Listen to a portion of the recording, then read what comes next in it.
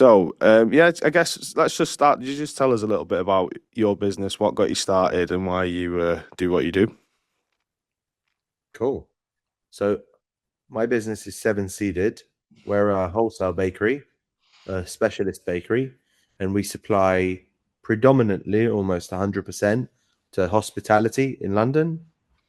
And within hospitality, it's a few different areas, but generally it's the top tier within those sectors. So in coffee shops, it might be the best specialty coffee shops and specialty coffee shop chains.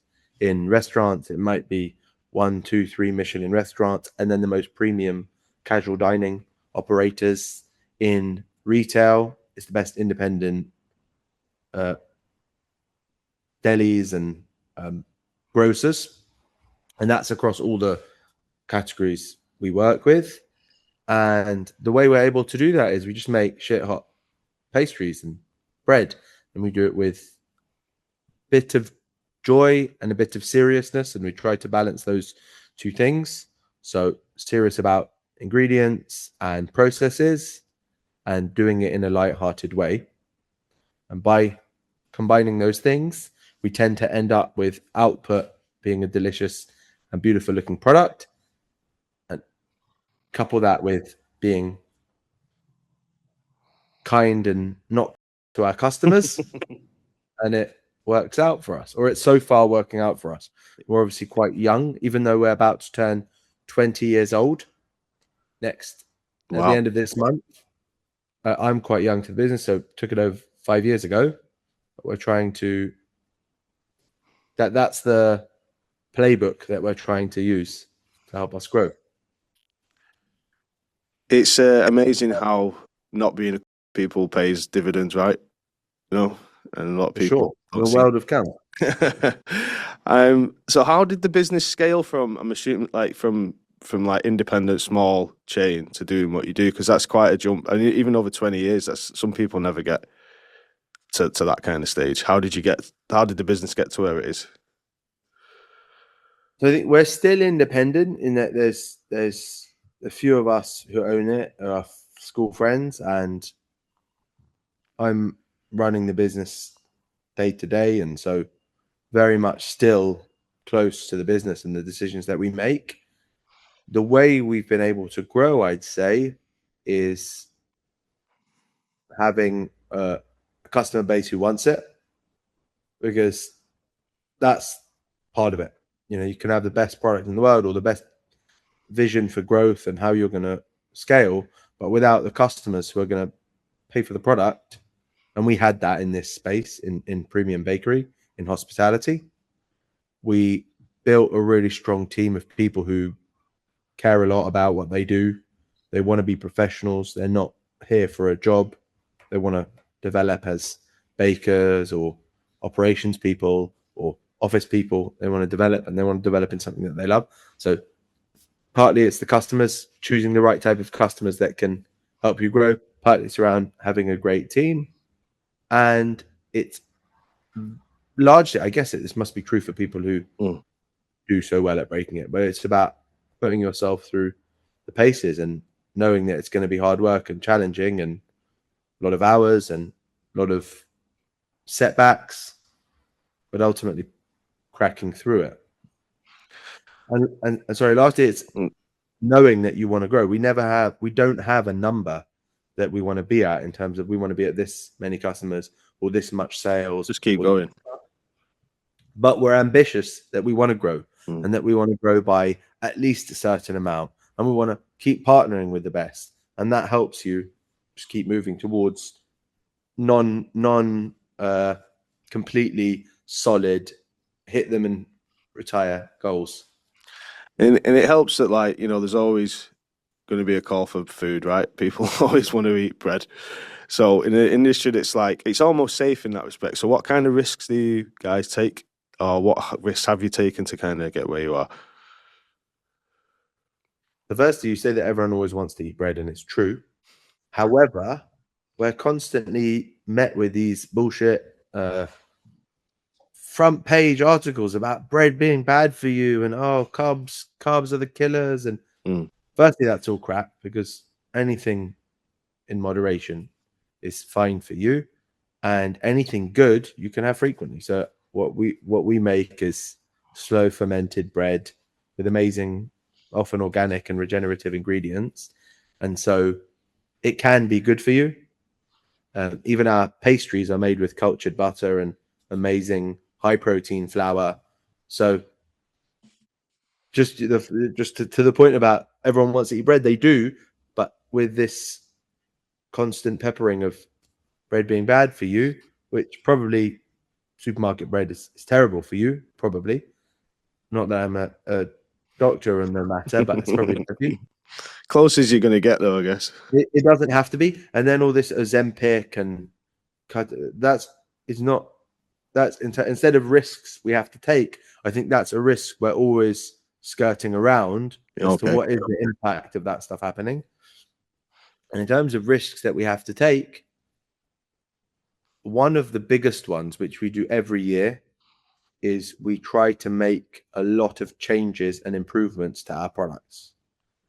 So it's really hard to do that when you have a core base of customers who buy those products and they love those products. And I don't know if you've ever had a favorite product in the supermarket that's all of a sudden the recipe's changed, or it used to have chocolate chunks and now it doesn't.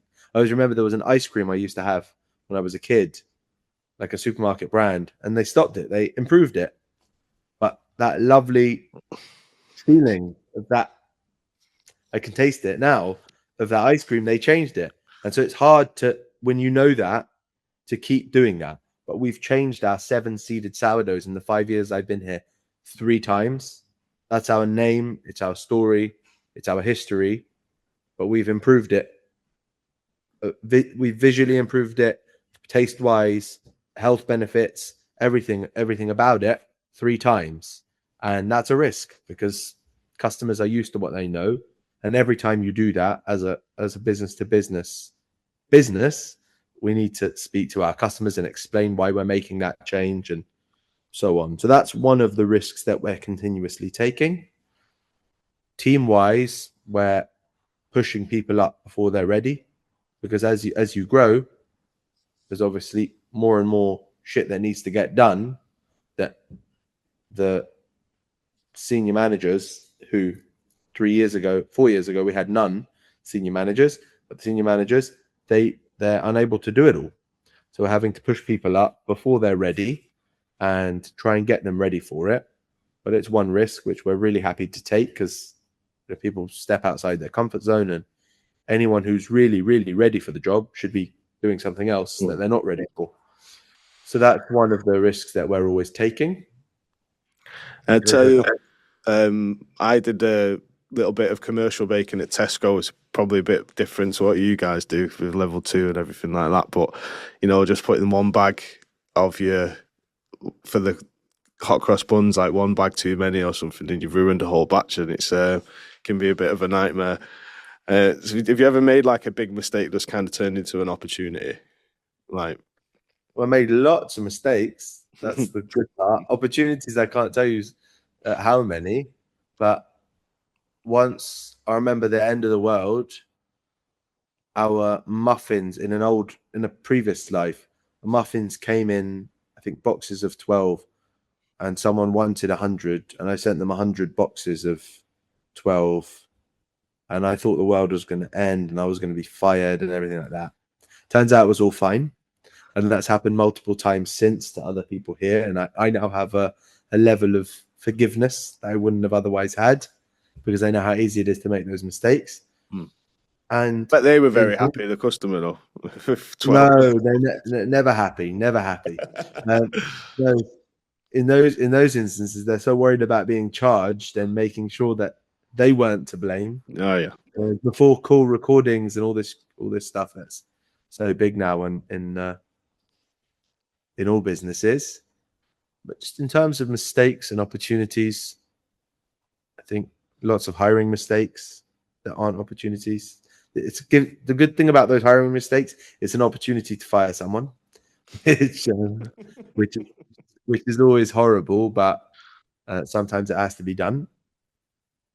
Well, no, nothing jumps to mind. No, of course. And So with your work, you sound like you've got a pretty loyal customer base and pretty expansive. Do you find that you sell more of like your most, don't want to say basics, it's not a basic product, but like the more basic breads, or is it always having to push to create something fancier for them? That's a good point. So we've got amazing loyal customers. So I mentioned before we're coming up to our 20th anniversary, and we have some customers who have been with us and championed us from the very beginning, which we're hugely proud of. It's 20 years of 360 days of deliveries. That's 360 opportunities to delight customers and do a great job, but it's also 360 opportunities every year to let them down and build a lack of trust rather than build trust. So I'm very, very proud of that. And in terms of the sales mix, so there are core products that will sell more. And we know that our croissant will sell more than a creme brulee croissant or a pistachio pain au chocolat or even a pain suisse or something that looks really, really beautiful, but it's not a croissant. Mm. And a croissant is what a coffee shop or a breakfast buffet will sell the most of. And our job in that development sense is to have a really strong offer that elevates the croissant. Because by sitting next to an incredible looking Danish, that croissant has more value. The craft is so much more visible of that croissant when you see it next to something that's more interesting with maybe interesting flavors. So it's important that we have both. And it's the same with bread. Our top selling breads, obviously we have our 7-seeded sourdough, we have our focaccia, but the number one selling bread is our white sourdough. It's our house white sourdough. It's a really stunning bread, by the way, with very great high protein Canadian flour, regenerative wild farm flour, and organic wholemeal and white flour.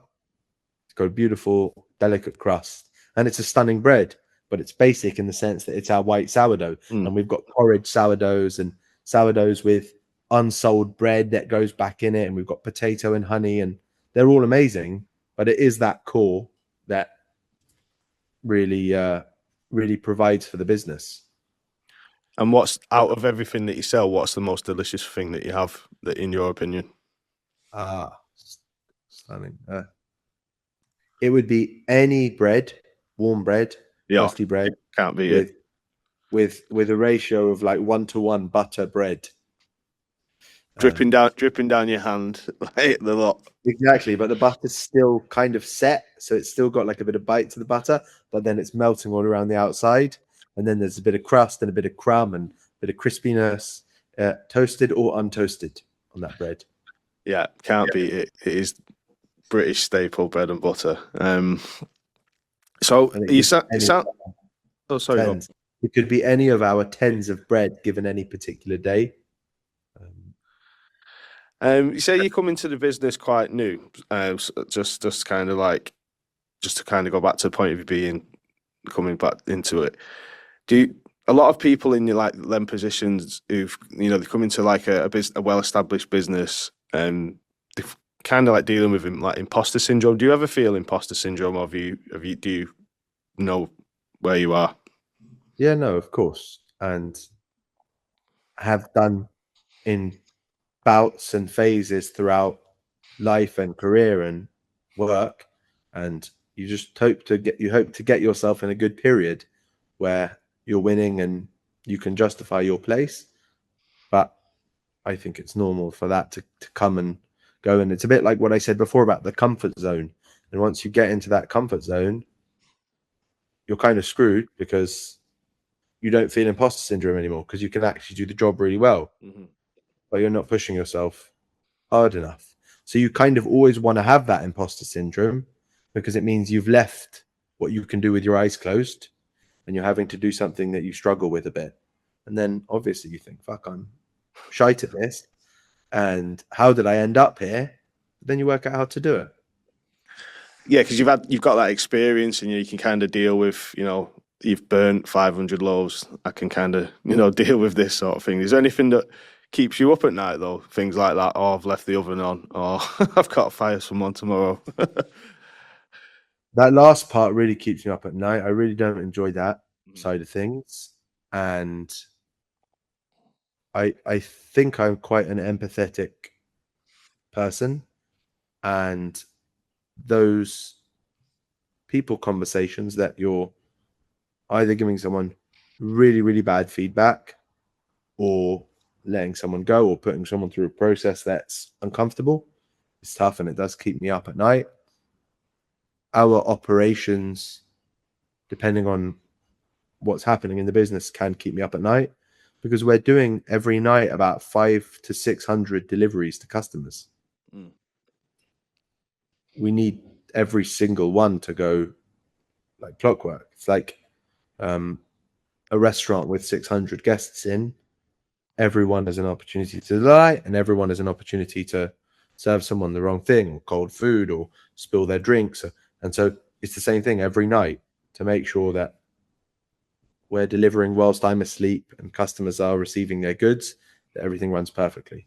So that still keeps me up at night. And I think, again, if I ever get to the point where I'm not sleeping at night, we're not doing enough deliveries, we're not pushing hard enough.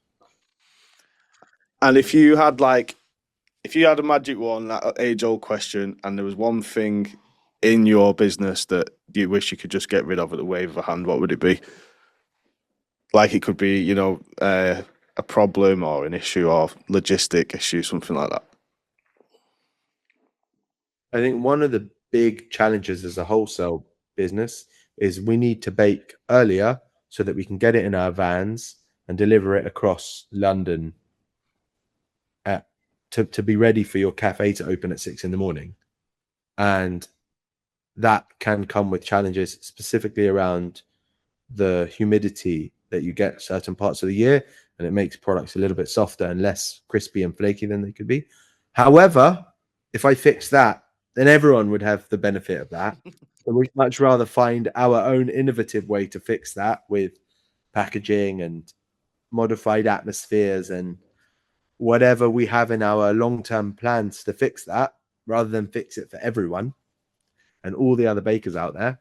But no, maybe I'd do that and share the love with our fellow bakers who share the same grey head plight as me. What's one thing that people don't get about baking then? Because you're just saying there people are baking at 2 a.m. Like a lot of people probably don't actually realize that. So what's like the biggest thing that you wish people would know about your industry? I think the biggest thing that people should know is that bread and pastry, they are alive. So it's not like I want to say a cattle, but that was once alive. But you're dealing with a dead product. You're trimming it and you're aging it once it's already dead. Whereas us, up until the point it comes out of the oven, that product is alive. It's got natural yeasts or non-natural yeasts, and it won't ever react exactly the same. Even if we keep all of the variables that we can control, the temperature of the water, speed, time, on paper specifications, so what the protein content, gluten content, etc., it's alive and it will react differently, just like our families do, and like our pets do. It's alive, and so therefore there's always some consistency variation, and knowing that gives you a new respect for what we do and for what bakers do and how they manage to someone like us doing hundreds and hundreds of products a day, thousands of products a day, to keep the level of consistency we do. I think it's amazing and a testament to our team. And you've made probably countless thousands, hundreds of thousands of loaves over the years, probably pushing. What's the funniest thing that's ever happened at your bakery that you can remember? Well, first, I can tell you, because we're coming up to our 20th anniversary, this is an exclusive. So please don't go live before our party, because we're going to be testing people. And you don't say anything. But we've made, do you want to make a guess how many loaves, or should I tell you? 20 Yes. years, six. I'm going to say something. It's over. Oh, it's in the millions. I'm going to say. That's correct. Okay. You want to narrow it down slightly? 5 million.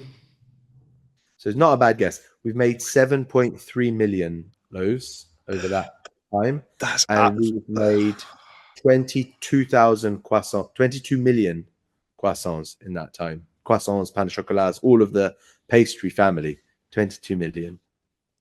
So I love those numbers. That's actually mind blowing when you think about it. I can't even picture that many loaves in one place. Well, the good news is they're not in one place. They're now. So, what was the question? So, what's the funniest thing that's happened at your bakery? We've had lots. I once baked my hat into like 100. Most of the things are too inappropriate to share. I remember the time, like my hat went into the mix of hot cross buns once. My manager was fuming. Yeah, there's been a lot of that stuff. Yeah, but the really funny stuff is not as PG. Oh, it's too hot for TV. Okay, too hot for TV, correct. And so you've got obviously people start bakeries, and it's not just in your industry; it's pretty much any industry. What kind of advice would you give to someone if they wanted to be in your position? If they want to be a CEO, they want to come into a business. What's one piece of key advice you'd give them? Learn about what you're trying to do, and then do it. Go and do it. So if you want to be a best podcast host in the world, go and spend a few years shadowing you, and then just go and do it. You're too kind, but it's perfect advice. Honestly, sometimes people can overcomplicate advice, can't they? And that is literally, it is a case of get up, do it until you can't do it anymore. Exactly. You're never going to know what you're never going to not have that imposter syndrome or that idea that you know exactly what you're going to do and this is exactly how it's going to work. But the worst that can happen is you fail. Exactly. And you just try again. So, and then how does someone find the capital to start a business like this? I mean, I know it was 20 years ago, but where do people even start now? So I think if you look at Seven Seeded, it did start on a shoestring with money that the founder had earned over his brief career outside of baking. And it didn't need that much money. It's like a small unit starting sensibly with a bench, a recycled bench, a relatively cheap oven, and a mixing bowl. The cheap start is expensive sometimes because you're not as efficient as you have to be. But if you have to start somewhere, you have to start somewhere. Otherwise, if you're learning well, so I mentioned start, learn the craft, etc.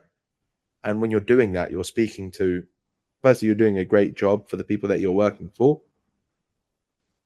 It's likely that there'll be people who want to support you and invest in you if you're doing a great job before you go and run away and start your own thing. If you came to me tomorrow and said, hey, I've never done a day of baking in my life and I know fuck all about the industry, but I have this great idea and this is what I want to do, most likely you're not getting a cent.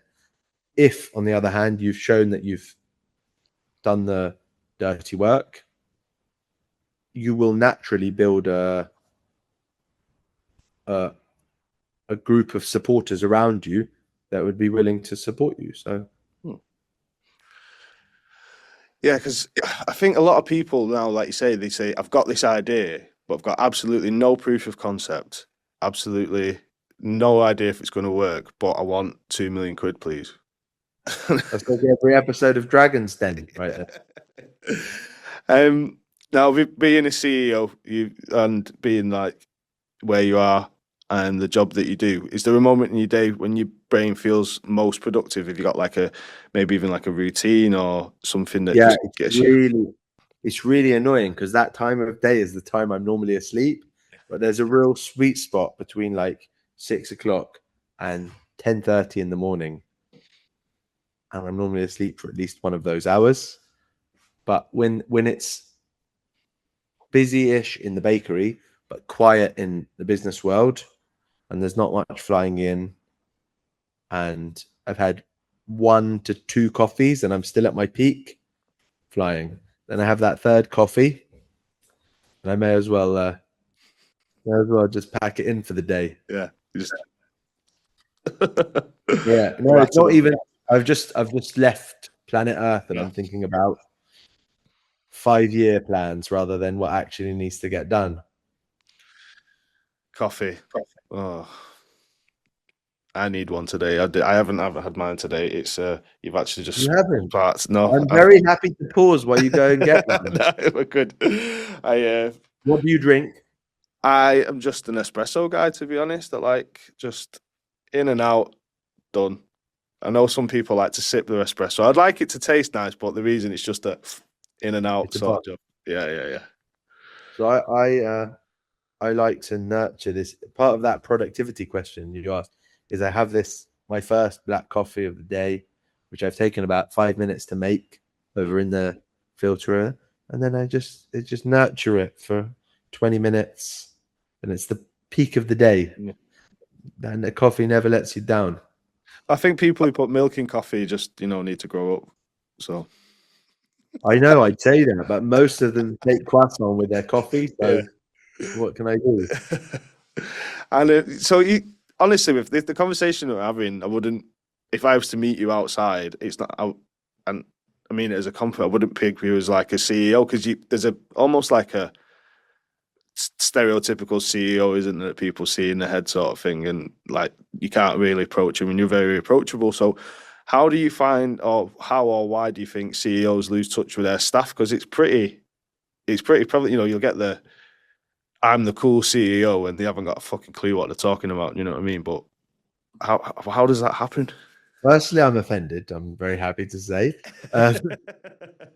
Secondly, that's actually what I do. I walk around here and say, I'm a cool CEO, and I spud everyone. Yeah. I think it's really hard to work over here, which I mentioned before, where you're Mhm. dreaming about the future and trying to do really big, high level things and stay very approachable, spend a lot of time with your team right throughout the levels of the team to do both of those things together. And if you think about the value that you can see of doing one, the monetary value or raising money or spending money, even big hiring decisions, etc., it's natural that people want to spend more time there. I do see a lot of value in being very present with our team across all levels because I think in a business like this, it's very important to have a human connection with our team. We make everything we do by hand. Our slogan, if you would call it a slogan, is life in every bake. And that's as much around the life I mentioned before about the products being alive as the people behind it. I think we're lucky. Everyone's in one place, or predominantly everyone works out of one place. So we can know the 115 people on a first name basis. There's access to me, hopefully not too often, for the repeat offenders who want to talk about, the dog dying or the babysitter leaving or whatever. But that human connection is really important for a business like ours. And so we try to work very hard on doing it myself. And then hopefully by myself doing it, all of our leaders will be a bit more connected to their team. Yeah, because your brand, well, to begin with, if I haven't offended someone, I'm not done my job properly. So, but also your brand is just so like crisp and clean. It's all, and it's literally just letting the product speak for itself. Like, and I really appreciate that as someone like minimalist design guy myself. And you just want to see the product that you're getting and everything that you look at, and you just look at it and think, that is a fucking good looking loaf of bread, man. You know what I mean? And like, So much. yeah, and how important is that, like in what you do? Because some I always find if someone's gone really hard on the branding, it's because they're trying to make up for a pretty lackluster product. But how did you decide to just let the product speak for itself? It's funny, we actually we actually went the other way.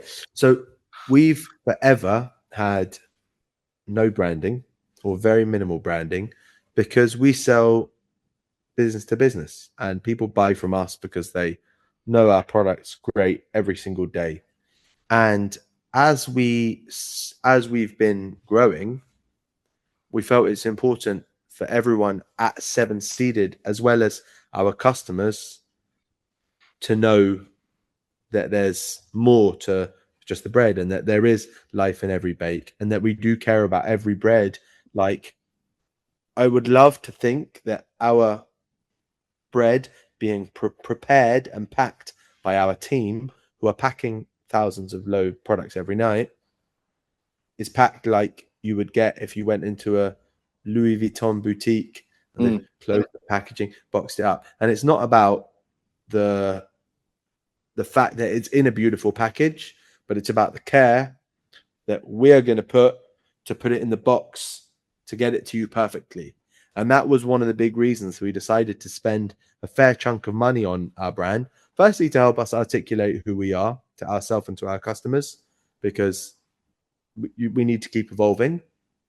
But in terms of how that translates to our customers in our packaging, in our vans, etc., it's for our team to place an extra level of care on how we make the croissant, how we cool it down, how we prepare it in the beautiful boxes with the lovely greaseproof paper, right through to how it gets put on the shelf in the restaurant by our drivers. And interestingly, doing this branding work, which initially I thought, is it a waste of money? Is it not a waste of money? Is there a need to do it as a business to business? It's paying its reward. It's paying dividends now, because I'm seeing that extra level of care. Yeah, the one thing that comes across, and it's like, I think that's probably why you got on so well with Josh, and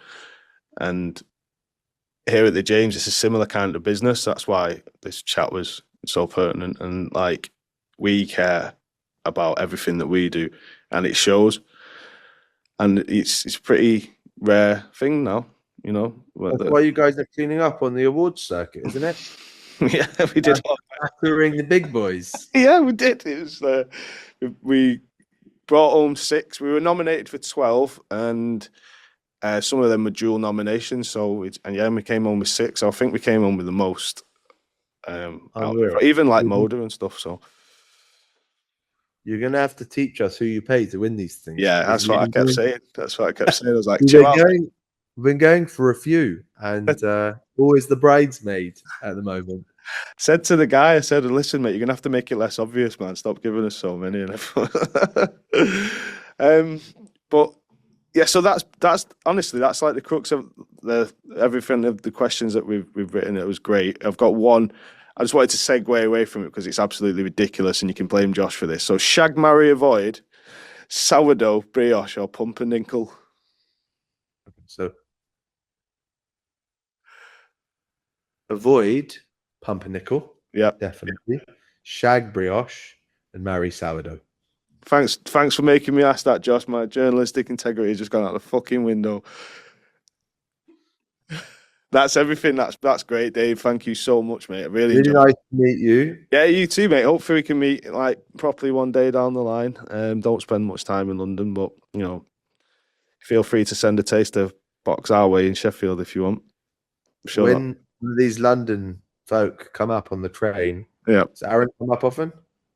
Yeah, well, Josh comes up more often because he comes and works with me on some stuff. So yeah. So when you're next up, take a care package, okay? Yeah.